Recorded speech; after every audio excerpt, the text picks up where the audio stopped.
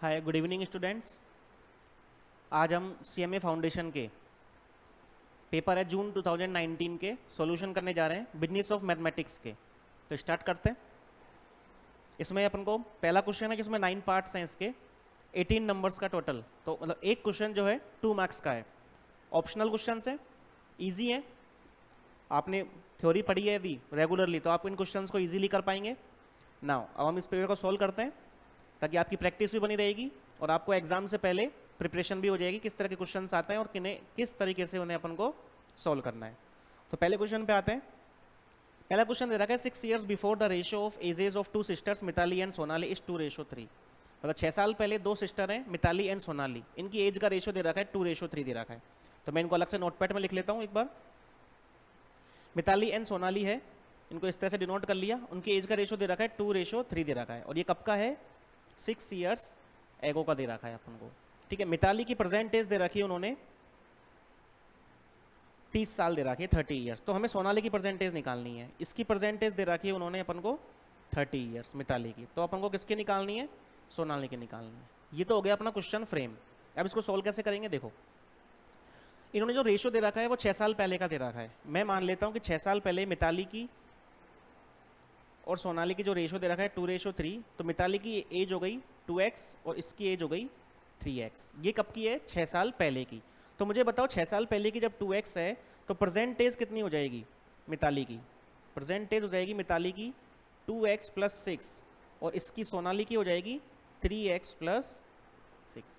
अब ये अपन को दे रखा है उसने 30 years दे रखा है। तो मुझे बताओ इससे जब अपन x की वैल्यू कैलकुलेट करेंगे तो x की वैल्यू कितनी आ जाएगी, 30 में से 6 गया 24/2 12 कितनी आ जाएगी, x की वैल्यू 12। 12 को मैं यहाँ पुट करता हूँ तो 12 3 36 + 6 कितना हो जाएगा 42। तो सोनाली की अपन की परसेंटेज कितनी आ गई 42। तो अपना ऑप्शन कौन सा ठीक है, बी ऑप्शन। बी ऑप्शन अपना is the right answer, 42 years। Now second question पे आते हैं।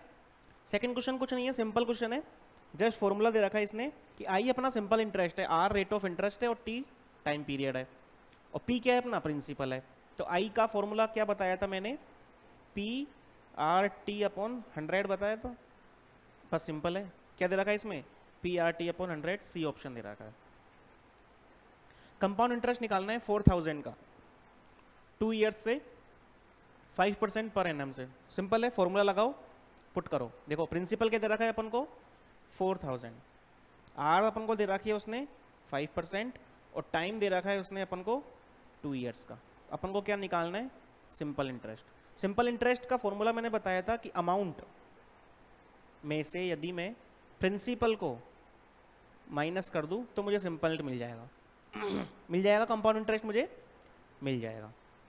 तो अमाउंट सबसे पहले अपन निकालते हैं। अमाउंट अमाउंट का फॉर्मूला क्या बताया था मैंने कंपाउंड इंटरेस्ट के केस में, 1 + R/100⁻²। अमाउंट क्या होता है, अमाउंट वो होता है प्रिंसिपल में जब अपन इंटरेस्ट को ऐड करते हैं तो जो फाइनल निकल के आता है वो क्या कहलाता है, अमाउंट कहलाता है।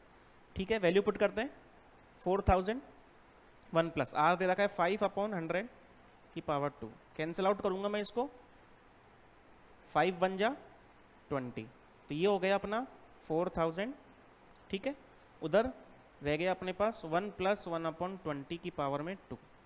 तो ये हो गया 4000, 21/2 कितनी बार हो रहा है मल्टीप्लाई, ये 2 times हो रहा है।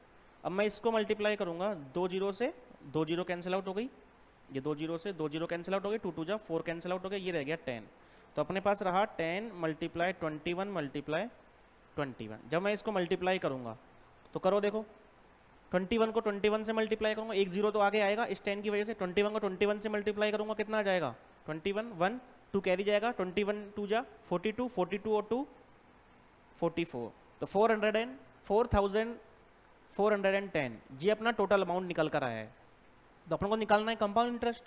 तो कंपाउंड इंटरेस्ट क्या हो जाएगा, इस में से मैं प्रिंसिपल को माइनस कर दूंगा तो 410 अपना क्या निकल के आ जाएगा, कंपाउंड इंटरेस्ट। तो अपना कौन सा आंसर आएगा यहाँ पर, 410 की बात करूँ तो कौन सा आंसर आ जाएगा, ये डी ऑप्शन अपना क्या हो जाएगा, इसका आंसर हो जाएगा। ठीक है, now the value of logarithm. Next question क्या कह रहा है कि the value of logarithm of 8 to the base 2, मतलब लॉग है उसका बेस 2 है तो हमें इसकी वैल्यू निकालनी है। तो सिंपली क्या होता है इसमें, इस 8 को मैं लिख सकता हूँ 2 की पावर 3। जब अपन को पता है कि पावर में लॉग होता है और उसके पावर में कुछ होता है, तो वो पावर उसके आगे जाती है, कहाँ जाएगी, यहाँ पर आ जाएगी। तो ये कुछ इस तरह से हो जाएगा 3 log 2। एक दूसरी प्रॉपर्टी, यदि बेस और वैल्यू सेम होते हैं तो ये log क्या बन जाता है 1। तो 3 × 1, क्या आंसर आ गया फाइनल, 3 आंसर। तो अपना ऑप्शन नंबर ए इसका राइट आंसर होगा। नाउ नेक्स्ट क्वेश्चन पे आते हैं। नेक्स्ट क्वेश्चन क्या कर रहा है, इफ पी इनवर्सली वेरी कर रहा है क्यू के साथ में, तो मैं इसको किस तरह से लिखेंगे अपन, सिंपल है। इनवर्सली वेरी करने का मतलब यदि एक इंक्रीज होगा तो दूसरा डिक्रीज होगा, ये मतलब होता है इनवर्सली वेरीज करने का। तो इसको इस तरह से लिखेंगे पी वेरी 1/q। तो इसका कौन सा ऑप्शन सही हो जाएगा, A option is the right answer. Now the अगले क्वेश्चन पे आते हैं। इस क्वेश्चन को करने से पहले मैं एक क्वेश्चन तुमसे पूछता हूँ। NPR का फॉर्मूला जो होता है क्या होता है, परम्यूटेशन और कॉम्बिनेशन में पढ़ा होगा अपन ने। NPR का फॉर्मूला क्या होता है, factorial n upon factorial n minus r, यही होता है। अब इस क्वेश्चन पे आते हैं। देखो क्या कह रहा है, 2np3 इक्वल टू 84 np2। तो n की वैल्यू निकालनी है, मतलब 2np3 इक्वल टू 84 np2 और मुझे n की वैल्यू निकालनी है। तो फॉर्मूले सबसे पहले मैं इसको सॉल्व करता हूँ। इसको यदि मैं फॉर्मूले से खोलूंगा तो factorial n upon factorial n minus r, ऐसे इसको खोलूंगा तो factorial n upon factorial n minus r। Solve करो। इसको मैं ऐसे लिख सकता हूँ 2n माइनस 1, 2n माइनस 2 और फैक्टोरियल 2n माइनस 3। क्यों लिखा है ऐसा अभी पता चल जाएगा। 2n माइनस 3, इधर 84 np2 था ना, तो फैक्टोरियल n लिखा था n माइनस 1 n माइनस 2, ये है फैक्टोरियल, और ये है फैक्टोरियल n माइनस 2। ऐसा इसलिए लिखा कि इस फैक्टोरियल से ये फैक्टोरियल डायरेक्टली कैंसिल आउट हो गया और इस फैक्टोरियल से ये फैक्टोरियल डायरेक्टली कैंसिल आउट हो गया। ठीक है, तो अब बचा क्या अपने पास, बचा इस साइड तो क्या बच गया अपने पास 2n और 2n माइनस 1 रह गया, 2n माइनस 2 रह गया, इधर रह गया 84 n माइनस 1 रह गया। ठीक है, अब देखो इस n से यदि मैं कैंसिल आउट करना चाहूँ, इस वाले n से ये वाला n कैंसिल आउट हो गया, 2 इसमें से कॉमन आ गया बाहर, तो ये हो गया 4, 2n माइनस 1, ये रह गया n माइनस 1, ये 84 और ये रह गया n माइनस 1, ये n माइनस 1 से n माइनस 1 गया, 4 से कैंसिल आउट करूँगा तो 4 2 जा 8, 4 1 जा 1, तो ये रह गया अपने पास 2n माइनस 1 इक्वस टू 21। तो n की वैल्यू कितनी आ गई, 2n इक्वस टू 22, n की वैल्यू आ गई अपने पास 11। तो यही पूछा था उसने, n की वैल्यू निकालनी थी अपन को, कितना है आंसर 11। सिंपल है। Now product of two roots of the quadratic equation. Quadratic equation के 2 रूट्स होते हैं अल्फा और बीटा। इनके प्रोडक्ट का फॉर्मूला मैंने क्या बताया था, c अपॉन a, यही बताया था। तो यहाँ पे c की वैल्यू क्या है 2 है और a की वैल्यू कितनी है 3, तो आंसर क्या हो जाएगा 2/3। c is the right answer. Simple है। प्रोडक्ट निकालना है क्वाड्रेटिक इक्वेशन के 2 रूट्स का, तो ये है अपनी इक्वेशन हो गई ax² plus bx plus c। उससे यदि अपन कंपेयर करेंगे तो ये अपना आंसर आ जाता है, c अपॉन a होता है, c की वैल्यू हो गई 2, a की वैल्यू है 3, 2/3। Simple. Now next question, the value of 2 5/4 की पावर 4। तो इसमें क्या होगा, सिंपल है, 5/4 की पावर 4 है, तो इस 4 से ये कैंसिल आउट होके ये रह जाएगा 2 की पावर 5, और 2 की पावर 5 कितना होता है अपन को पता है 32। तो ये अपना ऑप्शन हो जाएगा number D. If p and q are 2 disjoint sets then n p q। अच्छा, 2 डिसजॉइंट सेट्स का मतलब क्या होता है, 2 ऐसे सेट्स जिनमें कुछ भी कॉमन ना हो, मतलब p एंड q 2 ऐसे सेट्स हैं जिनके इंटरसेक्शन जो होता है वो क्या होता है 0, मतलब कुछ भी कॉमन नहीं होता उनमें। तो नंबर ऑफ एलिमेंट्स कितने होंगे उसमें 0 होंगे। भाई 2 सेट्स हैं, p मान लेता हूँ मैं 1 एंड 2 है, और q को मान लेता हूँ मैं 3 एंड 4 है। तो इनमें कॉमन क्या आ रहा है, कुछ भी कॉमन नहीं है, मतलब 0 आ रहा है। तो नंबर ऑफ एलिमेंट कितने हो गए, ये इंटरसेक्शन का मतलब क्या होता है, दोनों का कॉमन। ठीक है, तो कॉमन तो कुछ है ही नहीं, तो नंबर ऑफ एलिमेंट्स कितने आएंगे उसमें 0 आएंगे, क्योंकि डिसजॉइंट सेट्स का मतलब ये होता है कि उन दोनों सेट्स में कुछ भी कॉमन नहीं होना चाहिए, तो ऑप्शन नंबर बी अपना राइट आंसर होगा। ठीक है जी, ऑप्शनल क्वेश्चंस तो अपने हो गए सारे, समझ में आ गए, इजी थे, ज़्यादा कोई हार्ड भी नहीं था ना कोई लेंथी था। ना अगला क्वेश्चन पे आते हैं अपन, state whether the following statements are true या फॉल्स। अब अपन को इसमें ट्रू या फॉल्स बताना है कि कौन सा ट्रू होगा और कौन सा फॉल्स होगा। The cardinal number of a null set is 0। क्या बताना है अपन को, cardinal number of a null set is 0। इसका कहने का मतलब है कि नल सेट, सबसे पहले तो ये बताओ नल सेट होता क्या है। नल सेट एक ऐसा सेट होता है जिसमें कोई भी एलिमेंट नहीं हो, बिल्कुल खाली, एक भी एलिमेंट नहीं हो, मतलब कौन से, 0 एलिमेंट हो। तो ये कौन सा हो गया अपना, ये होगा स्टेटमेंट ट्रू, कि नल सेट के अंदर जो नंबर ऑफ एलिमेंट्स होते हैं वो क्या होते हैं, 0 होता है। The cardinal number of null set is 0, true है ना। सेकंड वाले पे आते हैं, log 2 + log 5 इक्वल टू होता है log 7। गलत, क्योंकि अभी बताया था मैंने log में क्या प्रॉपर्टी होती है। यदि मैं करता हूँ, एक प्रॉपर्टी पढ़ी होगी अपन ने, log m + log n जो होता है वो किसके बराबर होता है, log m × n के। तो यहाँ 5 और 2 है, तो ये log 5 × 2 log 10 होगा, ना कि log 7। तो इसलिए अपना आंसर क्या आ जाएगा, ये फॉल्स हो जाएगा सेकंड वाला। ये सेकंड वाला क्या होगा, फॉल्स होगा, ये ट्रू होगा। नाउ अपन थर्ड पे आते हैं, 5c3 इक्वल टू क्या 5c2 के, देखो 5c3 इक्वल टू है क्या 5c2 के, ये अपन को देखना है। तो देखो एक चीज बताई थी शॉर्टकट, 5c3 को मैं क्या लिख सकता हूँ, 5c2 लिख सकता हूँ। ठीक है, कैसे लिख सकता हूँ, चलो कोई नहीं, अभी शॉर्टकट नहीं पता तो अपन नॉर्मल फॉर्मूले से देख लेते हैं। फॉर्मूला क्या होता है, एनसीआर का फॉर्मूला मैंने बताया था। एनसीआर का फॉर्मूला जो होता है वो होता है factorial n upon factorial r और फैक्टोरियल n - r होता है। तो इस तरीके से 5c3 को यदि मैं ओपन करूंगा तो फैक्टोरियल 5, फैक्टोरियल 3, फैक्टोरियल 2 होता है। फैक्टोरियल 5 को खोलूंगा तो फैक्टोरियल 5, 4 और फैक्टोरियल 3 आएगा। फैक्टोरियल 3 ये रहा और फैक्टोरियल 2 ये रहा।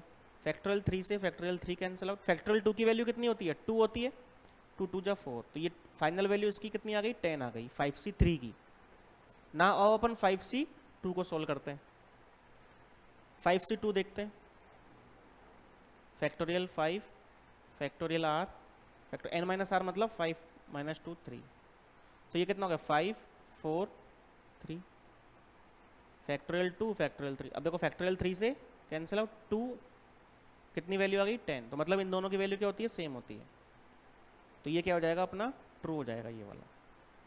ठीक है, ये अपना ट्रू था, ये अपना गलत स्टेटमेंट था, फॉल्स था।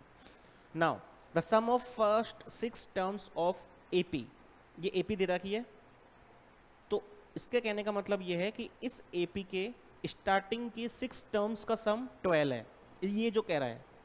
ठीक है, एपी क्या दे रखी है अपन को, 6, 4, 2 एंड 0, ये दे रखी है।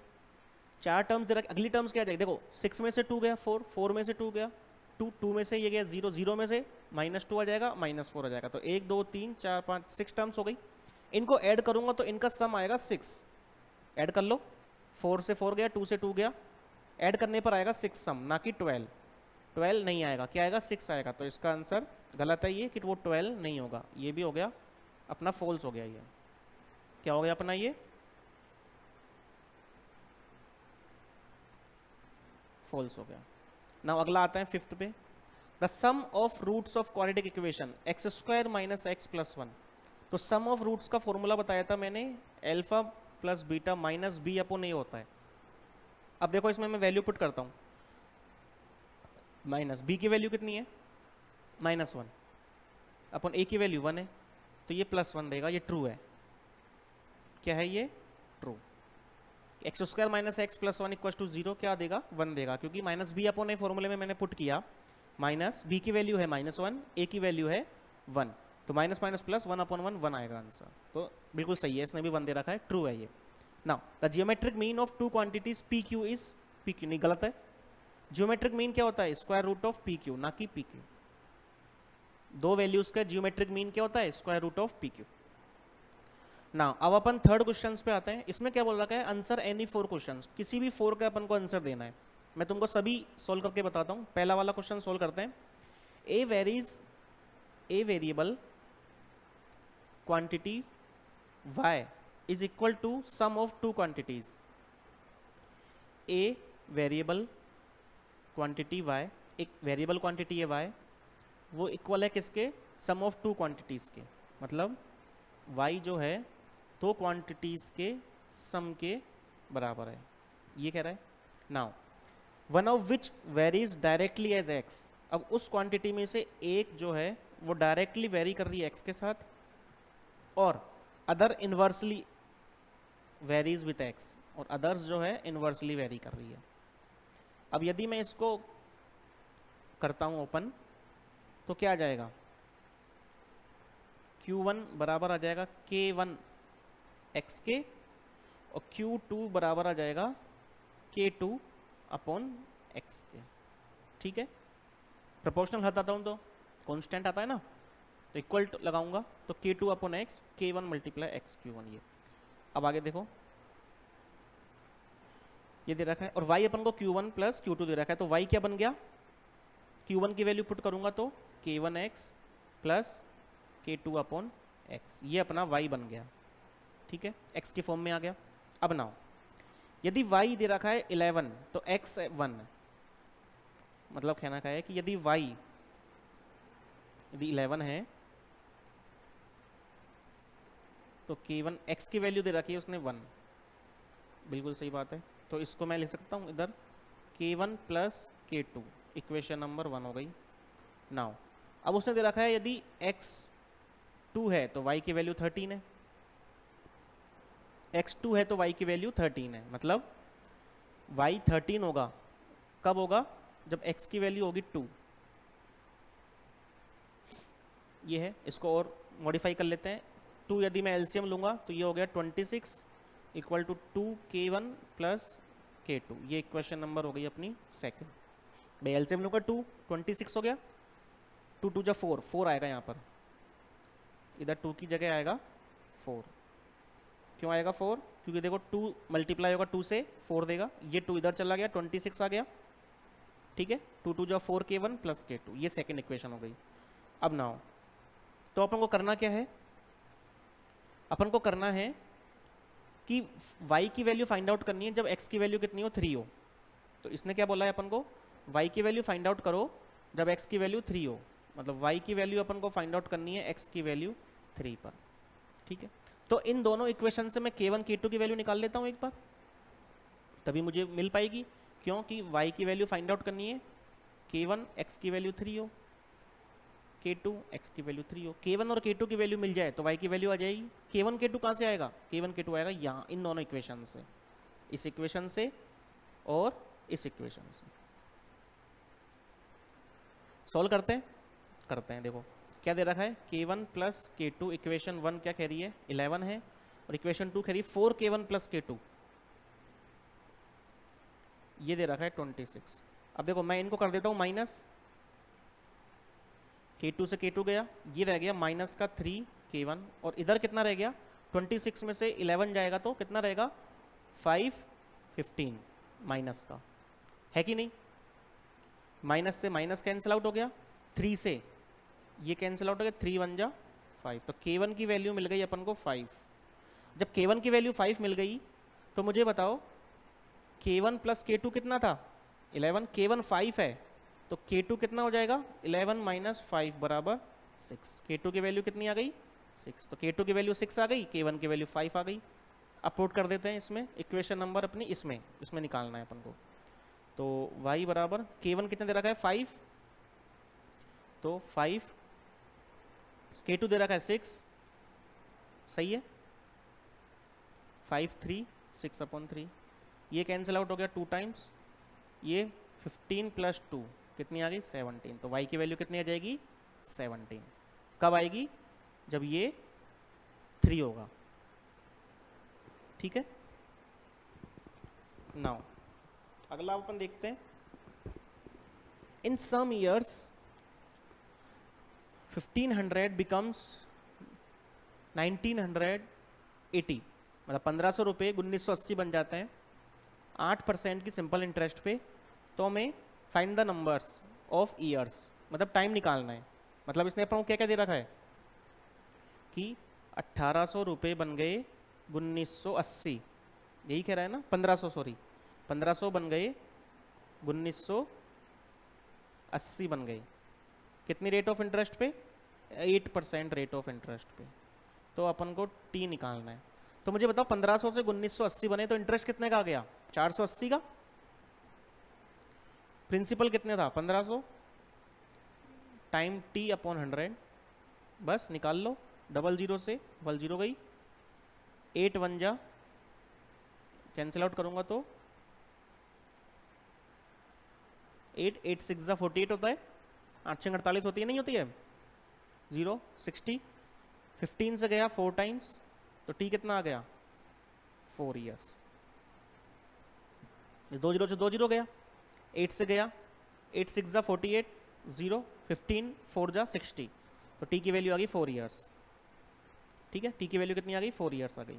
नाउ अगला question, if the sum of third and fourth terms of a GP, if the sum of third and fourth term of GP is 60, मतलब इसने दे रखा है जीपी की थर्ड एंड फोर्थ टर्म का सम दे रखा है 60। दूसरा क्या दे रखा है इसने, सिक्स्थ एंड सेवंथ टर्म का सम दे रखा है 480, सिक्स्थ एंड सेवंथ टर्म का सम दे रखा है इसने 480। तो मुझे 10th टर्म निकालनी है। कितनी टर्म निकालनी है, 10th टर्म निकालनी है। तो देखो थर्ड टर्म क्या हो जाएगी, ए आर स्क्वायर जीपी की, और फोर्थ टर्म क्या हो जाएगी ए आर क्यूब। ऐसे सिक्स टर्म क्या हो जाएगी ए आर 5, और सेवंथ टर्म क्या हो जाएगी ए आर 6। तो इसने क्या दे रखा है ए r square plus A r cube, third and fourth term का सम दे रखा है 60, और सिक्स्थ एंड सेवंथ मतलब 480 दे रखा है। ठीक है, अब मैं क्या करता हूँ, इन दोनों को डिवाइड कर देता हूँ। अब इससे होगा क्या, ऊपर कॉमन आ जाएगा अपने पास ए आर स्क्वायर, यहाँ रह जाएगा 1 प्लस ये रह गया आर, नीचे कॉमन आ जाएगा ए आर की पावर 5, ये रह जाएगा 1 प्लस आर, ये रह जाएगा 6, ये 6 8 जा 1 अपॉन 8 रह जाएगा। 1 प्लस आर से 1 प्लस आर गया, ए से ए गया, आर स्क्वायर से देखो आर स्क्वायर ये कैंसिल आउट हो जाएगा, यहाँ रह जाएगा आर की पावर क्यूब, तो 1 अपॉन आर की पावर क्यूब रह गया 1 अपॉन 8 के, तो आर की पावर क्यूब रह गया 8 के, तो आर की वैल्यू आ गई 2 सिंपली। जब आर की वैल्यू 2 आ चुकी है तो मुझे निकालना क्या है, 10th टर्म निकालनी है। 10th टर्म निकालनी है तो मतलब ए आर की पावर 9 निकालनी है। अच्छा अब मुझे ए और चाहिए, ठीक है कोई नहीं निकल जाती है। ए कैसे निकलेगी, इस वाले में मैं पुट कर देता हूँ वैल्यू, भाई थर्ड और फोर्थ टर्म का सम 60 दे रखा है ना, उसमें पुट कर देता हूँ ए की वैल्यू के लिए, आर की वैल्यू 2 आ गई, तो a r square a r cube ये दे रखा है 60, यहाँ से निकालूंगा a r square 1 plus r बराबर 60, आर की वैल्यू है 2, तो देखो ए 2 का स्क्वायर करूँगा 4, 1 प्लस 2 हो जाएगा 3, ये हो जाएगा 60, 4 3 जा 12, 5 टाइम्स गया, ए आ गया 5, ए की वैल्यू मिल गई 5, आर की वैल्यू मिल गई 2। अब 10th टर्म बताओ, ए की वैल्यू है 5, आर की वैल्यू है 2, 2 की पावर 9 कितना होता है, 2 1 जा 2, 2 की पावर 5 होता है 32, 1 जा 2 1 जा 2, 2 2 जा 4, 2 3 जा 8, 2 4 जा 16, 16 2 जा 32, 13 2 जा 64, 64 2 जा 128, 128 2 जा 256, 256 2 जा 512, तो 2 की पावर 9 होती है 512, तो ये जो हो जाएगा अपना 5 मल्टीप्लाई 512 मल्टीप्लाई करूंगा 0, ये आंसर आ जाएगा इसका 2560, क्या आंसर आ जाएगा इसका 2560, 10th टर्म का। सिंपल है, 2 दूनी 4 दूनी 8 दूनी 16 दूनी 32 दूनी 64 दूनी 128 दूनी 2 56 दूनी 512, 512 को 5 टाइम्स मल्टीप्लाई करूंगा तो ये हो जाएगा 2560, ठीक है।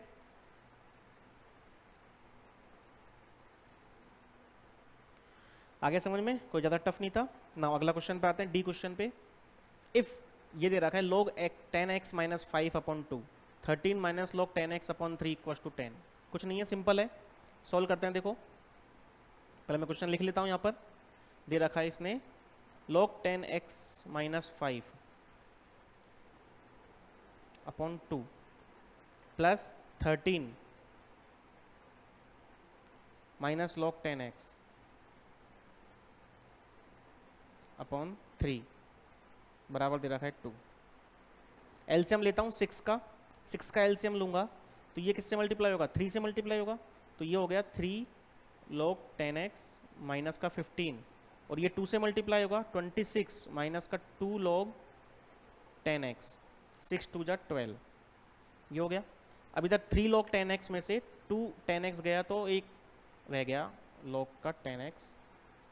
15 26 में से 15 गएंगे माइनस, तो कितने बचे 11, 11 उधर जाएगा, 12 में से 11 जाएगा तो 1 रह जाएगा, ठीक है।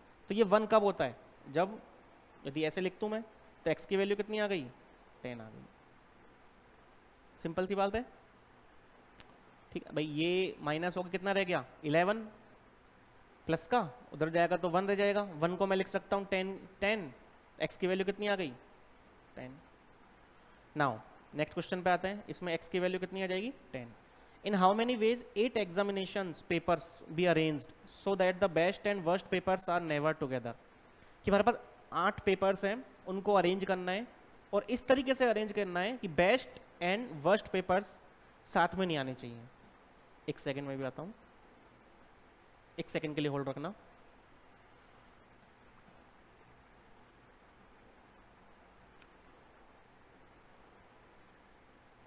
देखिए 8 पेपर्स को अपन को अरेंज करना है, इस तरीके से अरेंज करना है अपन को कि बेस्ट एंड वर्स्ट पेपर्स जो हैं वो कभी भी साथ में नहीं आने चाहिए। चलो करते हैं। देखो 8 पेपर्स है मेरे पास।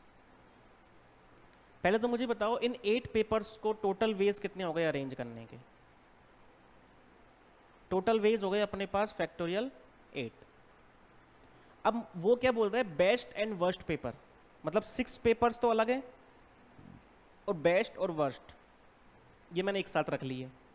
मैं पहले क्या निकाल रहा हूं कि बेस्ट और वर्स्ट पेपर को एक साथ रखने की प्रोबेबिलिटी निकाल रहा हूं पहले, फिर टोटल में से उसकी माइनस कर दूंगा तो मेरे पास किसकी रह जाएगी, केवल जो साथ में नहीं होंगे, बेस्ट और वर्स्ट पेपर्स साथ में नहीं होने की आ जाएगी। ये तो मेरे पास टोटल तरीके आ गए 8 पेपर्स को अरेंज करने के। अब मैं निकाल रहा हूं टोटल वेज, क्या वेज किसके, together best and worst. Best और वर्स्ट पेपर्स के टुगेदर होने की कितने तरीके आएंगे। देखो ये है 6 तरीके और एक तरीका ये रहा, तो कितने तरीके हो गए, फैक्टोरियल 7। अब इसमें एक चीज़ और है कि 6 वर्स्ट पहले आ गया, बेस्ट बाद में चला गया। भाई 6 पेपर और इन दोनों को एक साथ रखने के लिए एक मान लेता हूँ इनको, तो 6 और एक 7, फैक्टोरियल 7 तरीके इनके हो गए। अब 2 से मल्टीप्लाई क्यों किया है, क्योंकि ये तो हो गया बी डब्ल्यू को। एक तरीका तो हो सकता है डब्ल्यू पहले आ जाएगा, मतलब वर्स्ट पहले आ गया, बेस्ट बाद में आ गया। उस तरीके से भी तो 6 और एक 7 तरीके बनेंगे, तो इसलिए मैंने इसको 2 से मल्टीप्लाई किया है। तो अपन को जो रिक्वायर्ड चाहिए नेवर टुगेदर का, नेवर टुगेदर का रिक्वायर्ड चाहिए।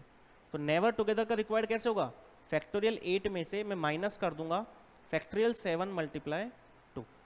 अब इसको सोल्व करो।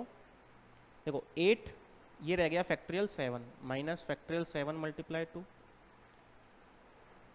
अब इधर आ गया फैक्टोरियल 7, इधर रह गया 8 माइनस 2, तो फैक्टोरियल 7 मल्टीप्लाई रह गया 6।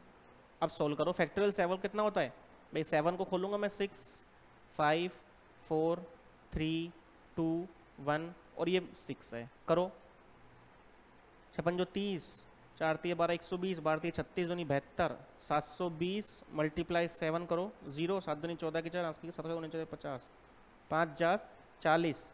अब इसको मल्टीप्लाई करना है, इसकी वैल्यू तो आ गई 5000, इसको मल्टीप्लाई करना है करो, 0, 6 4 24, 2, 30,240 इसका आंसर आएगा।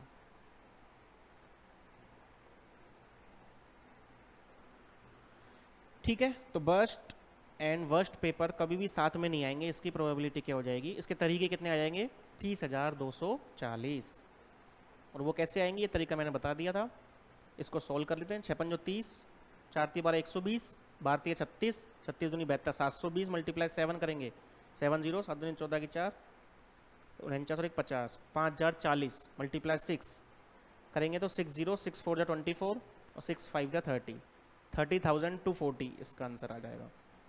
नाउ अपना लास्ट क्वेश्चन बच रहा है अब। If one root of the equation 2x² + 6x + m 0 दे रखा है, अब वो क्या है, दूसरे वाले का रेसिप्रोकल है, तो अपन को m की वैल्यू निकालनी है। मतलब एक रूट यदि इसका अल्फा है तो दूसरा इसका 1/α है। तो मैंने क्या बताया था, दोनों रूट्स का मल्टीप्लाई क्या होता है, c/a। c की वैल्यू कितनी है m, और a की वैल्यू कितनी है 2। अल्फा से अल्फा कट गया, m की वैल्यू कितनी आ गई 2। सिंपल क्वेश्चन था, m की वैल्यू आ गई 2। सिंपल। तो ये अपने 6th क्वेश्चन सारे के सारे सोल्व हो गए। अपन को तो इसमें से केवल 4 ही करने, तो कोई सा भी सिंपल क्वेश्चन आप कर सकते हो क्वेश्चन। अब फंडामेंटल्स ऑफ बिजनेस स्टैटिस्टिक्स में अपन जो करेंगे वो केवल प्रोबेबिलिटी का वाला पार्ट करेंगे, बाकी वाला पार्ट आपको दूसरे सर जो स्टैटिक्स वाले हैं वो बताएंगे। तो मैं केवल आपको प्रोबेबिलिटी वाले क्वेश्चंस करवा देता हूँ।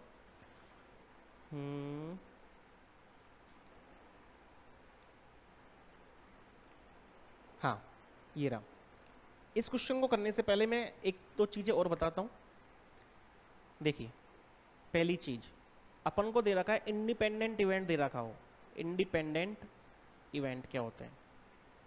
तो इंडिपेंडेंट इवेंट वो इवेंट होते हैं, पहली बात तो इसमें 2 इवेंट कंसीडर होंगे कि नहीं, 2 इवेंट के बीच में ही पूछा जाएगा कि इंडिपेंडेंट कौन सा है, कि ये दोनों इवेंट इंडिपेंडेंट है या नहीं है, 2 के बारे में बात होगी। इंडिपेंडेंट कैसे हो गई?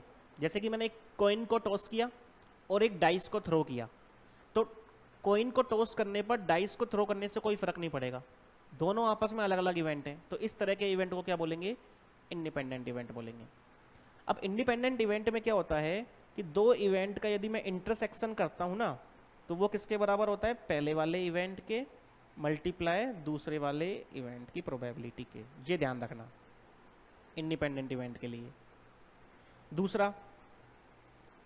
दूसरा होता है म्यूचुअली एक्सक्लूसिव इवेंट।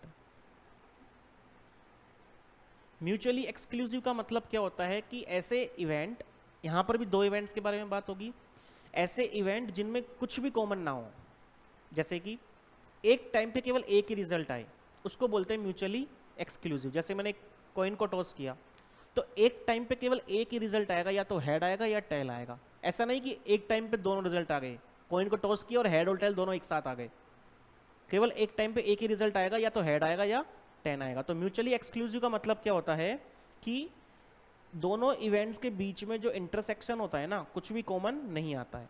तो यदि मैं बात करूं ए यूनियन बी की, तो वो किसके बराबर होता है? P A plus P B के, क्योंकि ए इंटरसेक्शन बी क्या हो गया? 0 हो गया यहाँ पर। ये म्यूचुअली एक्सक्लूसिव की बात है। थर्ड होता है mutually not exclusive. Mutually not exclusive, mutually not exclusive का मतलब क्या हो गया? ऐसे 2 इवेंट्स जिनमें कुछ कॉमन हो। जैसे कि मैं एग्जांपल बताता हूँ, मैंने एक डाइस को थ्रो किया, ऐसा इवेंट, मैंने एक डाइस को थ्रो किया, इसमें केवल एक इवेंट की बात होगी। इंडिपेंडेंट में 2 इवेंट्स की बात होगी। म्यूचुअली एक्सक्लूसिव और म्यूचुअली नॉट एक्सक्लूसिव में एक एक इवेंट की बात अपन कर सकते हैं। जैसे कि मैंने अभी कॉइन का एग्जाम्पल लिया म्यूचुअली एक्सक्लूसिव में, कि एक टाइम पे केवल एक ही रिजल्ट आएगा, ऐसे इवेंट्स को म्यूचुअली एक्सक्लूसिव बोलेंगे। म्यूचुअली नॉट एक्सक्लूसिव क्या होते हैं? ऐसे इवेंट जिसमें कॉमन हो। जैसे कि मैंने एक डाइस को थ्रो किया, तो मुझे प्रोबेबिलिटी बतानी है कि ग्रेटर देन किससे? ग्रेटर देन 2 से नंबर आए, नंबर कितने आए? ग्रेटर देन 2 आ गए। तो ग्रेटर देन 2 कितना होता है? 3, 4, 5 और 6, यही होता है। एक तो इसमें ये प्रोबेबिलिटी, और दूसरी प्रोबेबिलिटी मुझे साथ में क्या चाहिए भाई? ऐसा इवेंट, एक डाइस को थ्रो किया, उसमें मुझे प्रोबेबिलिटी चाहिए कि जो नंबर आए वो 2 से बड़ा हो, और साथ ही वो नंबर क्या हो? मल्टीपल हो किसका? 3 का, 2 से तो बड़ा ही हो, और साथ में क्या हो, मल्टीपल ऑफ 3। 3 का मल्टीपल कितने हो गए, 3 और 6। भाई एक डाइस को थ्रो किया और उसमें मुझे प्रोबेबिलिटी बताओ कि जो नंबर आए उसको थ्रो करने पर वो एक तो नंबर जो बड़ा हो वो 2 से बड़ा हो, दूसरी चीज वो नंबर 3 का मल्टीपल भी हो। तो 3 का मल्टीपल कितने हो गए, 3 और 6 ही होते हैं, और 2 से बड़ा 3 4 5 6 हो गए। तो इनमें कॉमन क्या हो गया, 3 और 6। तो ऐसे इवेंट्स क्या कहलाते हैं, म्यूचुअली नॉट एक्सक्लूसिव, मतलब उनमें कुछ ना कुछ कॉमन होता ही है। तो इसके लिए जो ए यूनियन बी बनेगा वो सिंपल जो अपना रहता है, A plus B, A plus B minus A intersection B, ये बनेगा जो नॉर्मल रहता ही है। ये 3 इवेंट हो गए। अच्छा इसमें और इवेंट की बात करिए, इक्वली लाइकली। इक्वली लाइकली का मतलब ऐसे इवेंट इक्वली लाइकली बोलते हैं जिनमें रिजल्ट आने के 50-50% चांस हो। जैसे कि मैंने एक कॉइन को टॉस किया, टॉस करने पर हेड भी 50% चांस है आने के और टेल भी 50% चांस है आने के। तो इक्वली लाइकली मतलब जो रिजल्ट हो वो इक्वली हो और उनकी पॉसिबिलिटी भी इक्वल हो। जैसे कॉइन को टॉस करने पर हेड आने की प्रोबेबिलिटी 50% है और टेल आने की प्रोबेबिलिटी भी 50% ही है। इंडिपेंडेंट बता ही दिया, म्यूचुअली एक्सक्लूसिव बता दिया। एग्जॉस्टिव, एग्जॉस्टिव का इवेंट ऐसे इवेंट होते हैं जिनके सारे आउटकम्स, टोटल आउटकम्स अपन को पता हो कि अपन ने एक डाइस को थ्रो किया तो उस पर क्या क्या आ सकता है, 1 2 3 4 5 6 ये आ सकते हैं। तो सारे जितने भी आउटकम्स आ सकते हैं वो अपन को पता हो, ऐसे इवेंट कहलाते हैं एग्जॉस्टिव इवेंट वो कहलाते हैं अपने। तो सारे इवेंट्स एग्जॉस्टिव होते हैं। म्यूचुअली मेन तो independent event, mutually exclusive event, ये पता रहना चाहिए। इक्वली लाइकली किसको बोलते हैं ये पता रहना चाहिए। इसमें एक इवेंट और है दे नहीं रखा, वो है डिपेंडेंट। डिपेंडेंट इवेंट किनको बोलते हैं, डिपेंडेंट इवेंट उनको बोलते हैं जिनमें एक इवेंट जो होता है दूसरे पर डिपेंड करता है कि ये होगा तब जाके ये होगा। तो उसके लिए ए इंटरसेक्शन बी जो होता है वो किसके बराबर होता है, ए इवेंट मल्टीप्लाई कि बी इवेंट कब होगा, जब ए कंप्लीट हो जाएगा, इस तरीके से। तो ये इतना नहीं पूछते हैं, बाकी इंडिपेंडेंट पूछते हैं, बट नॉलेज के लिए ध्यान रखना कि ए मल्टीप्लाई बी की प्रोबेबिलिटी जब ए हो जाए। ठीक है ना, आगे इसको सोल्व करते हैं। अब आते हैं अपन क्वेश्चन पे। पी ए दे रखा है, पी बी दे रखा है और ए यूनियन बी दे रखा है। तो मुझे बताना ए और बी कैसे इवेंट है। ठीक है, इंडिपेंडेंट है, इक्वली लाइकली है, म्यूचुअली एक्सक्लूसिव है। कैसे म्यूचुअली एक्सक्लूसिव का मतलब उनमें कुछ भी कॉमन नहीं आना चाहिए, मतलब इन दोनों का इंटरसेक्शन 0 आना चाहिए। अभी देखते हैं 0 आ रहा है कि नहीं आ रहा है। तो देखते हैं, पी ए दे रखा है अपन को उसने 2/3, पी बी दे रखा है उसने अपन को 3/5 और पी ए यूनियन बी दे रखा है उसने अपन को 13/15। तो अपन को बताना है कि ये इंडिपेंडेंट है कैसे हैं। देखो जनरली ए यूनियन बी का फॉर्मूला जो होता है वो क्या होता है, A plus B minus A intersection B, यही होता है। चलो पुट करते हैं कि ये ए यूनियन बी इसको फॉलो कर रहा है क्या, इस वाले फॉर्मूले को ये फॉलो कर रहा है क्या। ये दे रखा है 2/3 और 3/5। मैं देखता हूँ पहले एक बार, इन दोनों को ऐड करता हूँ मैं।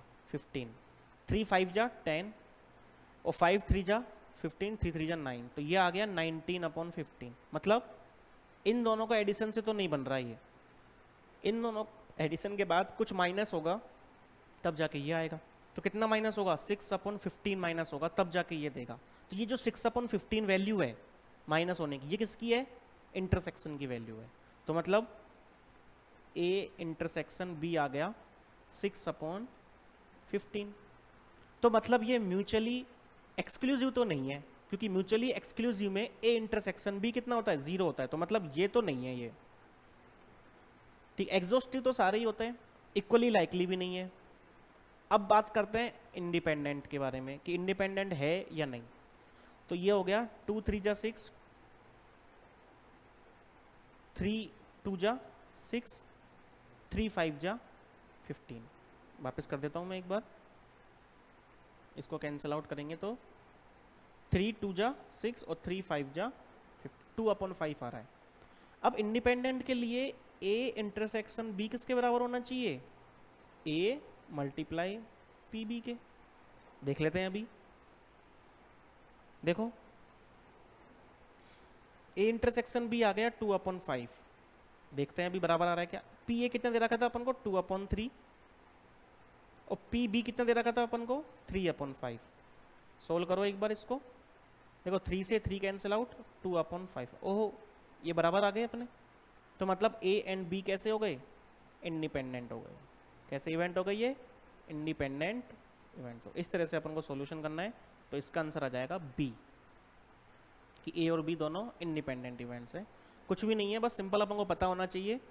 यहाँ से ए इंटरसेक्शन बी की वैल्यू आ गई, अब अपन ने देख लिया कि इन दोनों का मल्टीप्लिकेशन ए इंटरसेक्शन बी के बराबर है, तो मतलब वो इंडिपेंडेंट इवेंट है। Now 2 dice are thrown simultaneously, मतलब एक साथ उनको फेंका जाता है। The probability of obtaining a total sum 8, तो उन पर सम 8 आने की प्रोबेबिलिटी क्या होगी। तो देखो टोटल आउटकम्स तो कितने हो गए, पहला डाइस एंड दूसरा डाइस 36 हो गए टोटल। अब सम 8 आने की, सम 8 कैसे आ सकता है, देखो पहले वाले पे 2 आएगा तो दूसरे पे 6, पहले वाले पे यदि 3 आएगा तो दूसरे पे 5 आ सकता है, पहले वाले पे 4 तो दूसरे पे 4 हो सकता है ऐसा, पहले वाले पे 5 आ जाए दूसरे पे 3 आ जाए, पहले वाले पे 6 आ जाए दूसरे पे 2 आ जाए। तो टोटल कितने आउटकम आ गए, 5 आ गए। तो 5/36 इसकी प्रोबेबिलिटी हो जाएगी 5/36। नाउ अब अपन अगले क्वेश्चन पे आते हैं। प्रोबेबिलिटी का क्वेश्चन कौन सा है,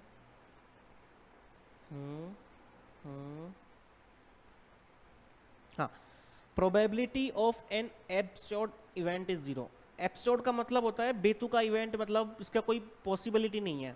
तो जैसे कि डाइस को थ्रो किया तो उस पर नंबर 7 आने की प्रोबेबिलिटी बताओ, अरे भाई 7 आएगा ही नहीं, कोई पॉसिबिलिटी नहीं है, तो उसकी प्रोबेबिलिटी क्या होगी 0। तो ये क्या है, ट्रू है।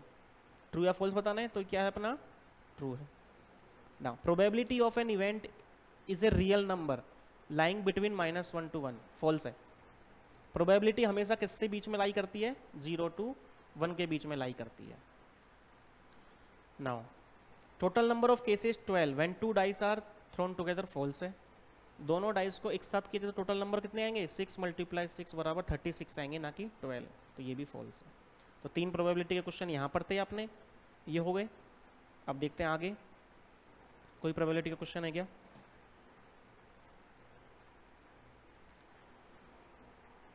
हाँ, that for 2 independent events x and y, x और y कैसे इवेंट्स हैं, इंडिपेंडेंट इवेंट्स हैं। यूनियन दे रखा है 1/3, x की वैल्यू दे रखी है 1/5, y की वैल्यू अपन को फाइंड आउट करनी है। तो देखो करते हैं, x एंड y दे रखा है इंडिपेंडेंट, x यूनियन y दे रखा है अपन को कितना 1/3 दे रखा है, x की वैल्यू दे रखी है अपन को 1/5 दे रखी है। अपन को निकालनी है वैल्यू ऑफ y, ये अपन को फाइंड आउट करनी है। और साथ ही इसने दे रखा है कि इंडिपेंडेंट है। इंडिपेंडेंट का मतलब मैं क्या लिख सकता हूँ कि x × y के। अब देखो जनरल में यूनियन का फॉर्मूला लगाता हूँ, x यूनियन y का क्या होता है, px + py माइनस का p x इंटरसेक्शन y। अब इंटरसेक्शन किसके बराबर है, क्योंकि इंडिपेंडेंट है, तो मैं ये लिख सकता हूँ इसमें। तो ये किस तरह से बन जाएगा formula, px + py minus px × py। बस अब वैल्यूज पुट कर दो, x यूनियन b दे रखा है 1/3, px की वैल्यू दे रखी है अपन को 1/5,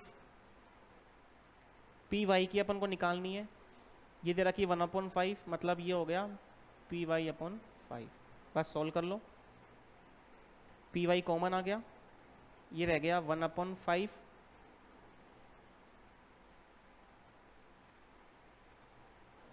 माइनस का, सॉरी कॉमन इस तरह से नहीं आएगा,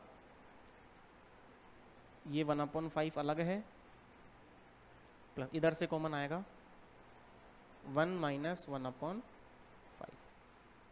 सॉल्व करो आगे, 1/3 1/5 py इसको सॉल्व करता हूँ तो ये अपन को दे देगा 5, 5 माइनस 1 4/5, ठीक है। इसको सॉल्व करता हूँ तो 1/3 माइनस 1/5 बराबर पी वाई हो गया, मल्टीप्लाई में 4/5। इसको सॉल्व करूँगा तो 15, 3 5 जा, 5 3 जा,